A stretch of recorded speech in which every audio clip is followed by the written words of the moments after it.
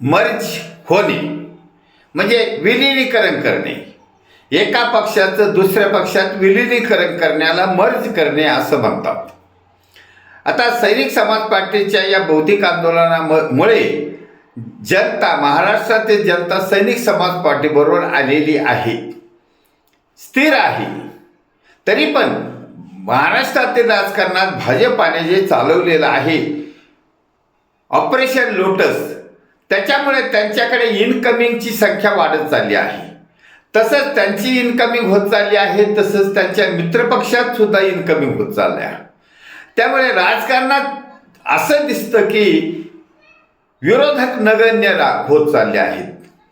विरोधक नगण्य दिसले असले तरी पण समाज सैनिक समाज पार्टी बरोबर आहे, जनता सैनिक समाज पार्टी बरोबर आहे. त्यामुळे आताच्या 2029च्या लोकसभा आणि विधानसभेच्या निवडणुकीमध्ये भाजप किंवा त्यांच्या मित्र पक्षाला पर्याय म्हणून त्यांना सत्तेबाहेर करण्यासाठीचा पर्याय फक्त सैनिक समाज पार्टीकडे आहे आणि सैनिक समाज पार्टी त्या तयारीला लागलेली आहे. त्यामुळे जनता जर सैनिक समाज पार्टी बरोबर असेल तर नगण्य राहिलेल्या विरोधकांना सैनिक समाज पार्टीने सबुरीचा सल्ला दिलेला आहे. आपल्याला सर्वांना मिळून भाजपाला आणि भाजपाच्या मित्र पक्षाला सत्तेबाहेर करायचं आहे.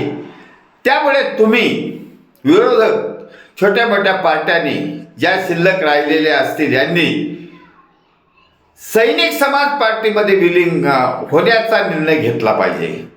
तुमच्या पक्षाला सैनिक समाज पार्टीमध्ये विलीन करून मर्ज करण्याचा निर्णय घेतला तर जे 2029 मध्ये सैनिक समाज पार्टीचं टार्गेट आहे, ध्येय आहे, उद्दिष्ट आहे की महाराष्ट्रामध्ये छत्रपती शिवाजी महाराजांच्या रयतेच्या राज्याची पुनरावृत्ती करण्यासाठी सैनिक समाज पार्टीचं खास सरकार सत्तेवर बसवण्याचे ऐतिहासिक कार्य पुन्हा तडीस नेण्यासाठी तुमची मदत होणार आहे, विरोधकांची मदत होणार आहे.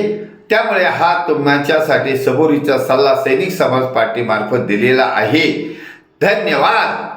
भारत वर्ष की जय. छत्रपती शिवाजी महाराज की जय.